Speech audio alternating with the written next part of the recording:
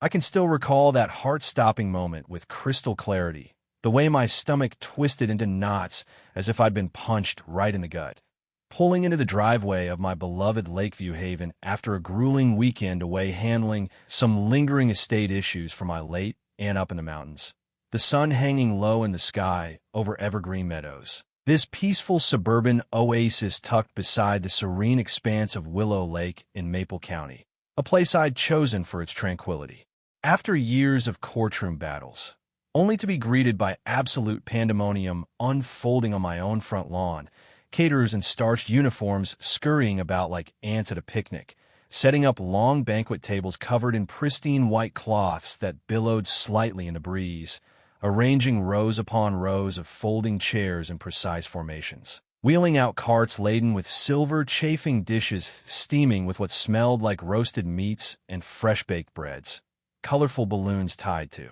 stakes dotting the grass, and worst of all, this entire setup encroaching perilously close to the small, sacred stone pedestal where I'd placed the urn containing my dear wife Sophia's ashes, a quiet memorial I'd built with my own hands, nestled under the shade of an old willow tree by the lake's edge, a spot meant for solitude and remembrance, now profaned by this unsolicited extravaganza for what looked like 100 guests or more. And the shock hit me like a freight train, a surge of disbelief morphing into raw anger. Because who the hell had the nerve to turn my private sanctuary into a party venue without my knowledge, let alone permission? The injustice of it searing through me, stirring up waves of grief for Sophia, her memory desecrated in this thoughtless takeover, the love we'd shared in this home now under siege by some stranger's agenda. As a retired litigator with 30 years of experience under my belt, having stared down aggressive prosecutors and corporate sharks in high-stakes trials that often ended with multi-million-dollar verdicts in my favor, I'd finally hung up my suit and tie to embrace a quieter life here at Lakeview Haven, a spacious lakeside property I'd bought outright with cash from those hard-won settlements. Not as a status symbol, but as a deliberate retreat for healing after Sophia's battle with illness had ended too soon, leaving me to navigate the emptiness alone, our son Alex having moved out years ago to pursue his career in architecture downtown. And this house wasn't just a building, it was a refuge woven with memories, the wraparound porch where we'd sip coffee at dawn watching the mist rise off Willow Lake, the gardens bursting with perennials she'd planted herself, their blooms a yearly reminder of her vibrant spirit, far removed from the communal obligations of evergreen meadows, not some extension of the neighborhood clubhouse or a public gathering spot,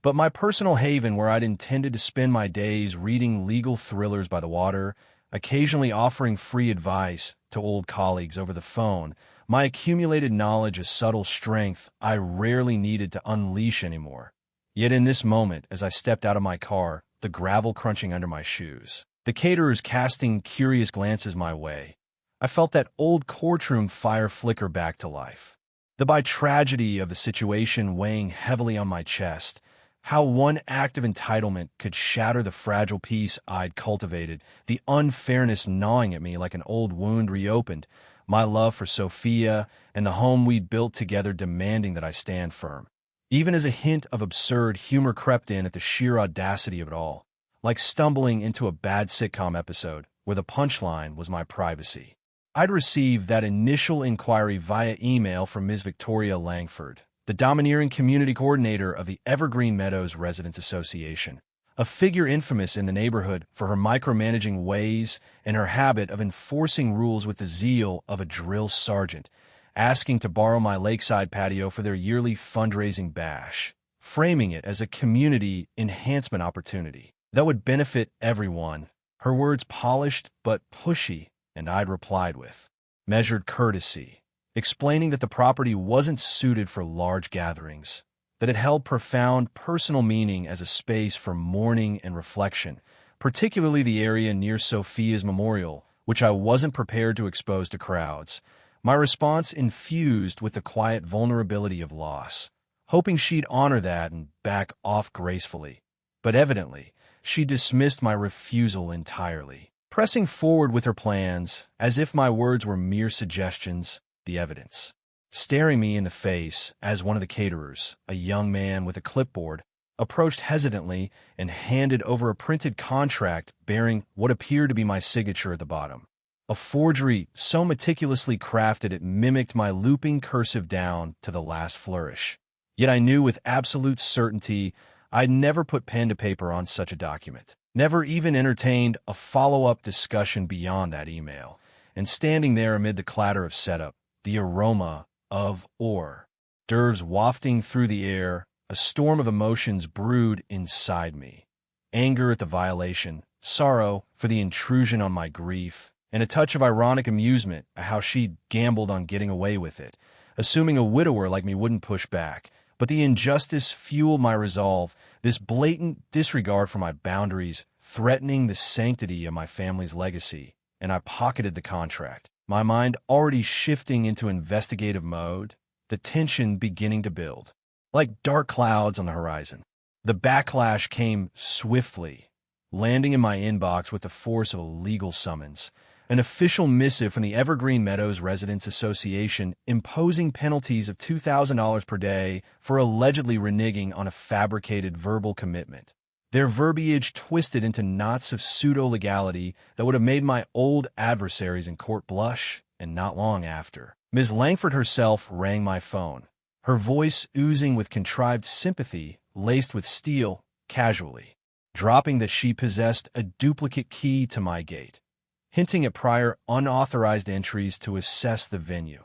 A revelation that sent a chill racing down my spine, because that wasn't mere overstepping, it was an implicit menace of further trespass, her demeanor smug and unyielding, as if her title granted her carte blanche over private lives, and I could envision her in her cluttered office at the association's central hub, surrounded by filing cabinets stuffed with bylaws and violation. Notices convinced her reign was absolute. But beneath my calm replies, my thoughts raced, dissecting her words for weaknesses, the by tragedy deepening as I grasped the full extent of her premeditation, how she'd orchestrated this without a shred of consent, trampling over my healing process for her social spectacle, the love for Sophia and Alex anchoring my composure, steering me away from explosive confrontation toward strategic gathering of proof. Because as a seasoned attorney, I understood that silence could be a weapon, the suspense coiling tighter with each passing hour, a dash of humor in imagining her surprise when the tables turned, yet the stakes felt profoundly personal, the unfairness a constant throb in my chest. With the party trappings still littering my yard like unwelcome guests who wouldn't leave, I retreated to my study, the room lined with bookshelves groaning under legal tomes, and framed photos of Sophia, smiling from family vacations, and began unraveling the deception, scrutinizing the contract's digital trail in the PDF properties, uncovering metadata that time-stamped its creation weeks prior to Ms. Langford's supposed outreach email, a damning discrepancy that screamed forethought and fraud. Because why prepare a binding pact if approval was genuinely pending, and aligning that with the dispatch date to the catering company, which lagged by almost a full month, it painted a picture of deliberate forgery impossible to refute, her plot exposed in the cold glow of computer code she likely never considered, and that epiphany ignited a quiet fury within me, the injustice ballooning, how she'd schemed in shadows, viewing my home as communal fodder, the comedic absurdity of her tech oversight almost eliciting a wry smile, but the ache ran deeper, picturing her potentially wandering my grounds, glancing dismissively at Sophia's urn, and I restrained the impulse to storm her office, recognizing that evidence was my greatest ally, pulling up the archives from my smart doorbell camera, the high-definition footage confirming no visitors matching her description during the claimed verbal negotiation window, just the mundane rhythm of mail deliveries and bird songs, utterly demolishing her invented narrative. The pressure intensifying as I assembled my file, page by page, my retired expertise humming back to full power, the inner conflict a whirlwind of restrained emotion and calculated planning, the by tragedy of violated trust underscoring every discovery. The confrontation brewed to a head at the subsequent Evergreen Meadows Residents Association Assembly, convened in the sterile confines of the community auditorium with its rows of uncomfortable plastic seats and a podium mic that always feedbacked at inopportune moments. Residents filtering in with their agendas and thermoses of coffee, chatting about mundane neighborhood affairs like lawn maintenance and holiday decorations.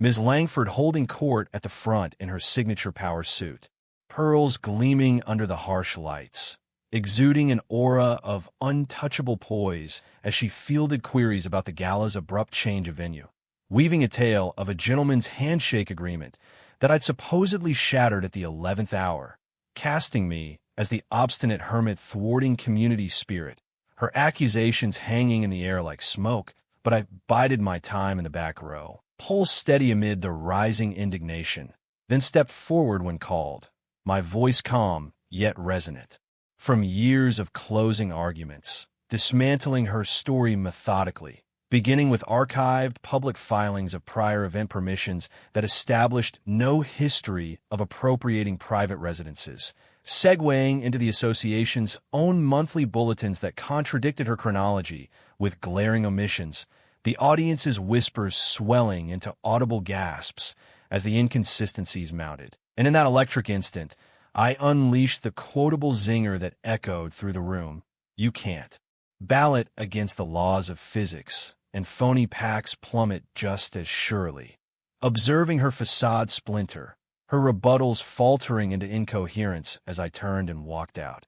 leaving her to weather the storm of scrutiny solo, the victory laced with melancholy over the needless rift her ego had carved in the community. Yet the skirmish persisted, her desperation manifesting in increasingly frantic maneuvers. In the throes of her decline, Ms. Langford ramped up her offensive, dispatching a letter masquerading as an olive branch, but riddled with ultimatums, attaching a revised contract that essentially coerced me into endorsing her fictitious verbal accord, a transparent bid to retroactively legitimize her misdeeds. And when I ignored it, she escalated to distributing inflammatory pamphlets throughout Evergreen Meadows, labeling me as erratic and a liability to harmony, fueling the rumor mill, with whispers at mailboxes and dog walks, aiming to ostracize me, transform the sympathetic widower into a pariah, her strategies shifting from bureaucratic bullying to outright character assassination,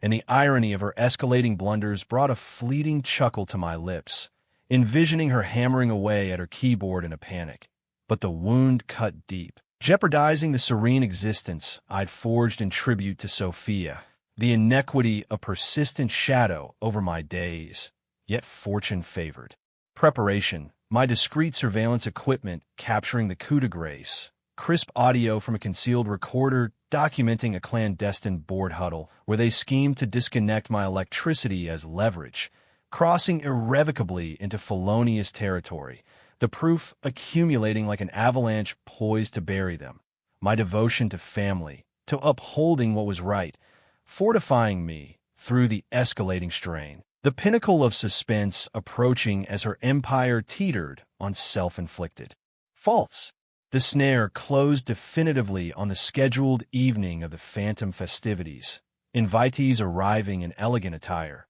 cars lining the streets of Evergreen Meadows, anticipation buzzing as they converged on my locked gates, denied entry to the coveted lakeside terrace, bewilderment spreading like wildfire through the assembly while Ms. Langford pulled up in her SUV, her expression morphing from confidence to crimson mortification under the gaze of 100 disappointed patrons, fumbling for excuses about logistical hiccups, desperately summoning law enforcement in a Hail Mary play. But the arriving deputies, after perusing my compiled dossier right there on the spot, deemed it a non-criminal dispute and refused to breach my property, compelling her to issue stammered regrets to the crowd, her prestige dissolving in the twilight, a spectacle of public disgrace that carried the flavor of karmic retribution, albeit tempered by the sorrow of avoidable turmoil. And in her blind rage, she unleashed a concluding email salvo to the entire mailing list, branding me a threat to communal well-being and aborting the affair under the guise of precautionary measures, inadvertently furnishing the crowning jewel for my libel claim. the climax surging in that act of her own undoing, my bottled-up sentiments verging on eruption, the profound sadness of her collapse reflecting the anguish she'd sown, yet indispensable for reclaiming equilibrium. As the dust from that chaotic night began to settle, the neighborhood's undercurrent shifted, residents exchanging knowing looks over fences, the air thick with the residue of scandal. My evenings spent refining the legal arsenal in my study, the lamplight casting long shadows across stacks of printouts and timelines, doubts occasionally creeping in about whether this path of meticulous reprisal bordered on obsession. But the recollections of Sophia's laughter echoing by the lake, the bond we'd nurtured through trials, reinforced my purpose, infusing the narrative with heightened drama, a subtle undercurrent of levity in how a forged scribble had spiraled into such theatrics. Yet the gravity remained, the struggle for fairness a deeply intimate odyssey that challenged my core. The denouement played out with surgical precision in the modest courtroom of the Maple County Civic Courthouse, a functional space with varnished oak paneling and a bench that had presided over countless petty disputes, the judge a veteran jurist with a reputation for efficiency, where I lodged my complaint against 4 key players: the Evergreen Meadows Residents Association as an entity, Ms. Victoria Langford in her individual capacity, the financial overseer who'd rubber-stamped the expenditures, and a colluding board affiliate, advancing 4 incisive counts: the fabrication of legal instruments, unauthorized access and privacy breaches, slander via disseminated materials and digital missives, and orchestration of destructive interference through their taped plot to sabotage my services. My oration succinct, distilled into less than 3 minutes of compelling advocacy, commencing with the embedded metadata, unmasking the premeditated deceit, progressing to the surveillance records, obliterating the illusory verbal pact, then spotlighting the pamphlets and broadcasts as incontrovertible defamation, culminating in the clandestine audio exposing their illicit scheming, each artifact displayed via projector with clinical clarity, my tone even but charged with the accumulated fervor of endured affronts, the gavel descending with authoritative finality, granting me a $100,000 judgment that encompassed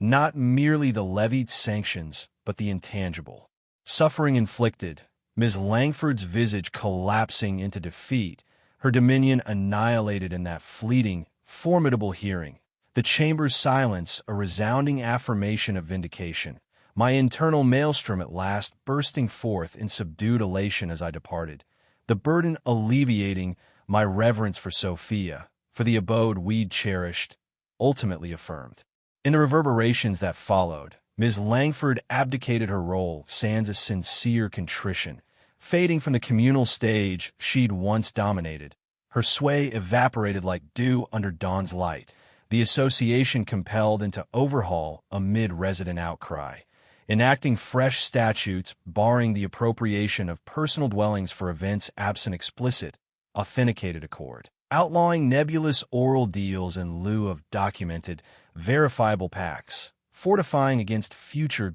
despotism. The enclave mending incrementally, neighbors extending gestures of solidarity as I strolled by, the profound sorrow yielding to rejuvenation, and for myself, resolution manifested in understated ceremonies, reclining by Willow Lake at Lakeview Haven proximate to Sophia's vessel, the waves murmuring softly against the dock, a fortified entrance augmented with unobtrusive monitors for serenity, contemplating how certain souls shield their domains with sentinels or barriers, whereas I'd safeguarded mine through veracity and a honed 3-minute adjudication, the picturesque dissolution of daylight refracting across the waters emblematic of perseverance, life's continuum persisting unhindered, equity transcending abstraction into tangible existence, enveloping the saga in a profound aura of conclusiveness. Yet, in contemplative interludes,